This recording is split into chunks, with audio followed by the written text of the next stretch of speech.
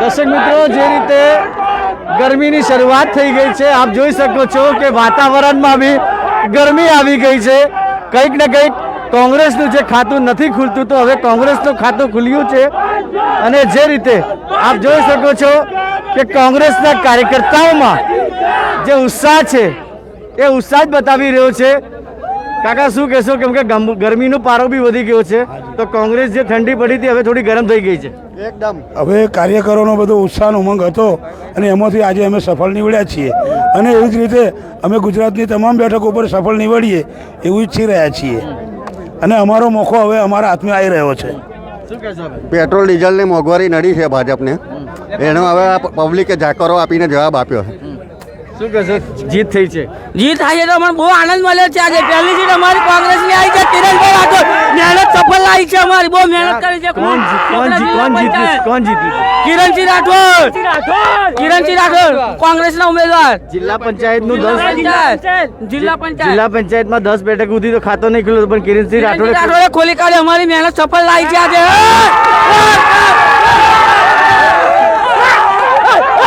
કિરણસિંહ એક એવા ઉમેદવાર હતા કે એમને પબ્લિકે પાસ કરેલા. કિરણસિંહ આપણું કામ કરશે અને કિરણસિંહ સદાના માટે આઝાદ રહેશે. દર્શક મિત્રો, આ ઉત્સાહ છે કોંગ્રેસમાં. જિલ્લા પંચાયતમાં હવે જે ખાતું ખુલ્યું છે,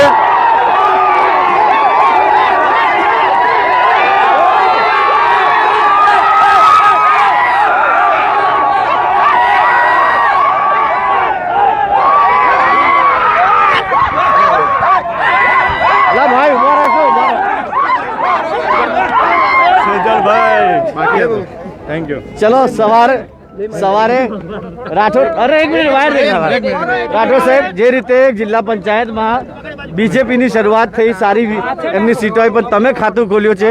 જે માહોલ ઠંડો થઈ ગયો તો હવે ગરમ થઈ ગયું છે.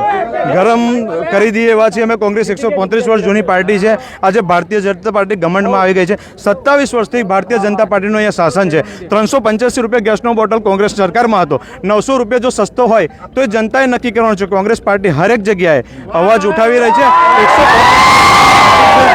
અને અમારું સંગઠન દરેક જગ્યાએ કામ કરતું. લોકડાઉન હતું ત્યારે અમારા પ્રદેશના પ્રમુખ અમિતભાઈ ચાવડા સાહેબ, જિલ્લાના પ્રમુખ સાગરભાઈ કોકો, શહેર પ્રમુખ પ્રશાંત પટેલ, અહીંયા નરેન્દ્ર રાવત, એ લોકો ગ્રાઉન્ડ પર હતા અને લોકોની પોતાની જાનની પરવા કર્યા વગર લોકોની સેવા કરતા હતા. તો જનતા જાગૃત થશે. જનતાનો મતનો અધિકાર છે. જનતાનો જે બી નિર્ણય છે સર્વોપરી છે. છતાં હું જનતાને એક અપીલ કરવા માગું છું કે હવે જાગવાની જરૂર છે. જનતા જ્યાં સુધી એ જનતા નહીં નક્કી કરે ત્યાં સુધી આ ભારતીય જનતા પાર્ટીના ઘમંડમાં બેસી રહેલી સરકાર આ મોંઘવારીની માજા મૂકી છે, એમાં બ્રેક નહીં મારે. 27 વર્ષનો નવયુવાન આજે એને ભારતીય જનતા પાર્ટીની સરકાર શાસન જોયું છે, કોંગ્રેસનું શાસન જોયું નથી. કોંગ્રેસની સરકારમાં જે શાસન હતું, 70 વર્ષમાં પહેલી વાર 70 રૂપિયા કિલો બટાકા વેચાયા છે. તો જનતાએ નક્કી કરવાનું. જનતા સર્વોપરી છે. જનતા પાસે મત હતો. હું મારી સોખડા જિલ્લા પંચાયતની તમામ જનતાનો હું દિલના હૃદયપૂર્વક આભાર માનું છું કે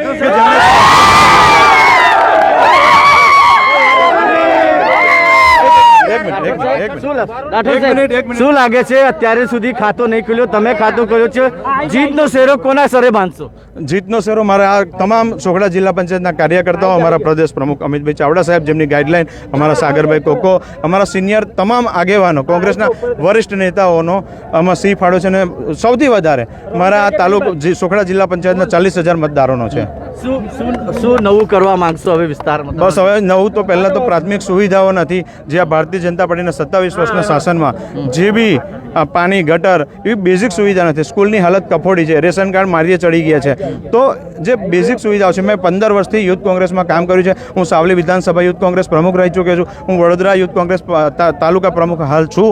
તો જે મેં યુથ કોંગ્રેસમાં 15 વર્ષથી કામ કરેલું છે, મને બેઝિક શું પ્રોબ્લેમ છે, શું સુવિધા નથી, એની મને સંપૂર્ણ જાણ છે. હું જનતાની વચ્ચે જઈ જનતાની જે બી પ્રોબ્લેમ છે એને સંપૂર્ણપણે સોલ્વ કરવા માટે, ચાહે મને સત્તા પક્ષમાં બેસે અમારી સરકાર તો અમે સત્તા પક્ષમાં રહીને કોંગ્રેસ પાર્ટી કામ કરશે, ચાહે વિરોધ પક્ષમાં બેસે તો વિરોધ પક્ષમાં રહીને કામ કરીશું. અને જનતાનો અવાજ અમે આ ગુંગી બેરી સરકાર સુધી પહોંચાડીશું.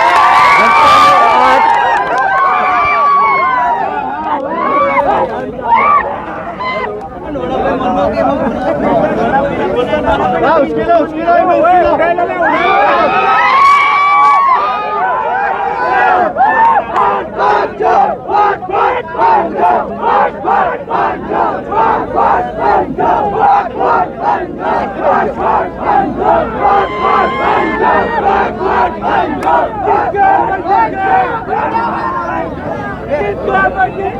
ચલો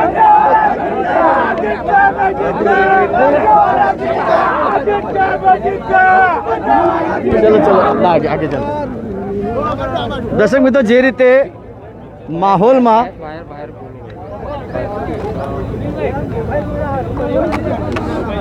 જે રીતે તાપમાનમાં વધારો થઈ રહ્યો છે, એવી જ રીતે હવે જિલ્લા પંચાયતમાં જે રીતે ભાજપે ધુઆધાર બેટિંગ કરી હતી, કંઈક ને કંઈક કોંગ્રેસ હવે બ્રેક લગાવી છે અને જે રીતે રાઠોડ જીત્યા છે જિલ્લા પંચાયતની અંદર. અને ખાસ કરીને હવે આપને હું વધારે માહિતી આપી દઉં દર્શક મિત્રો. અત્યાર સુધીની જે કુલ પરિણામ છે જિલ્લા પંચાયતની વડોદરાની વાત કરીએ તો ભારતીય જનતા પાર્ટીની જે 24 બેઠકો પર જીત થઈ છે, કુલ 34 બેઠકો છે. તાલુકા પંચાયત વડોદરા સહિતના 7 તાલુકાના ભાજપમાં 64 સીટો પર વિજય થઈ છે. કોંગ્રેસ જે છે 19 પર છે, અપક્ષ 3 છે. કુલ બેઠકો છે 167. અને અત્યાર સુધીનું કુલ પરિણામ જિલ્લા પંચાયત વડોદરા ભાજપમાં 25 સીટો છે, 2 કોંગ્રેસ. કુલ જે બેઠક છે 34 છે. તાલુકા પંચાયત વડોદરા સહિતના 7 તાલુકા પંચાયત વડોદરા સહિતના તાલુકામાં 65 જે સીટો છે એ ભારતીય જનતા પાર્ટીના ખાતામાં ગઈ છે.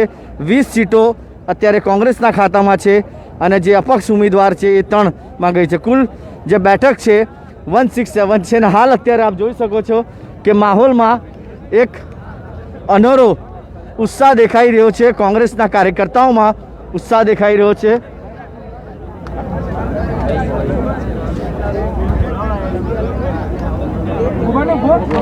આપણે કઈ શેરકી જિલ્લા પંચાયત બીજેપી. દર્શક મિત્રો, શેરકી જિલ્લા પંચાયતની જે વાત કરીએ, શું નામ છે તમારું? મારું નામ હિતેન્દ્રસિંહ પરમાર. મારા વાઇફને મેન્ડેટ મળ્યું, હર્ષાબેન હિતેન્દ્રસિંહ પરમાર. એ હમણાં જ આગળ નીકળ્યા છે અને અમારો ભવ્ય વિજય થયો છે શેરકીમાં. હર્ષાબેન હિતેન્દ્રસિંહ પરમાર. ઓકે, શું કહેશો? જીતનો શેરો કોના સરે બાંધશે? આ જીત મારા મતદારોની છે, મારા ટેકેદારોની છે. મારી જીત નહીં, મારા મતદારો, મારા વિસ્તારના મારા કાર્યકરોની જીત છે. ઓકે દર્શક મિત્રો, આપ જોઈ શકો છો કે જે રીતે હવે બીજેપીનું કમલ જે છે જિલ્લા પંચાયતમાં, તાલુકા પંચાયતમાં જે રીતે ખીલી રહ્યો હતો, કંઈક ને કંઈક કોંગ્રેસ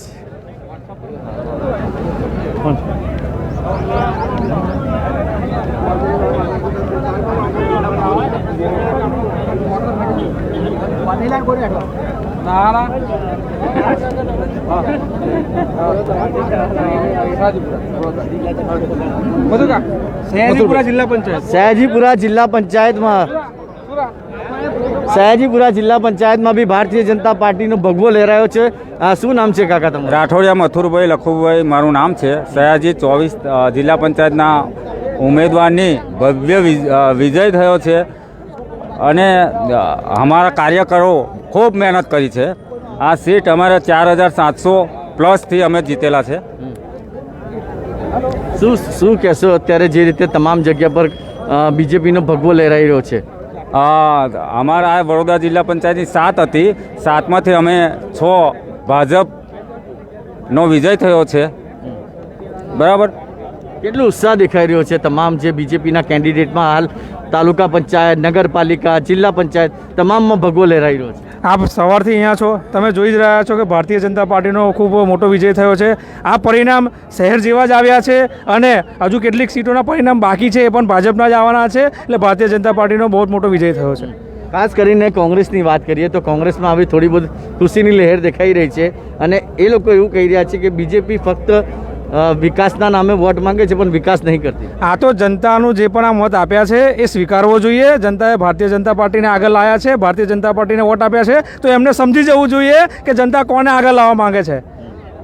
જનતા કોને આગળ લાવવા માંગે છે એ એમને સમજી જેવું છે. ને અત્યારે આપ જોઈ શકો છો દર્શક મિત્રો કે જે રીતે આ તમામ ઉત્સાહ જે છે તમામ ઉમેદવારોમાં છે, તમામ કાર્યકર્તાઓમાં છે, એ જ ઉત્સાહ હવે થોડીક જ વારમાં અમારા જે સ્ટુડિયોથી જે કો એન્કર છે આ રિઝલ્ટ હવે ધીરે ધીરે બહાર આવી રહ્યા છે. આપ જોઈ શકો છો કે જે તાપ છે એ બી વધી રહ્યો છે, પણ જે રીતે ગરમી હવે વધી છે, પછી કોંગ્રેસમાં હોય કે બીજેપીમાં હોય, આ ગરમી હવે આવનાર હજુ રિઝલ્ટ બાકી છે. મતગણ કાઉન્ટિંગ શરૂ કાઉન્ટિંગ અંદર થઈ રહી છે. આવનાર જે ટાઈમ સમય છે એ તમામ અપડેટ તમારા સુધી પહોંચાડતા રહીશું. દર્શક મિત્રો, આ આગળની જે અપડેટ છે મારી કો એન્કર છે મનીષા, એ તમારા સુધી વધારે અપડેટ આપશે. વિડીયો જર્નલિસ્ટ સચિન પરમાર સાથે હું કૌશર, સ્પાર્ક ટુડે ન્યૂઝ માટે.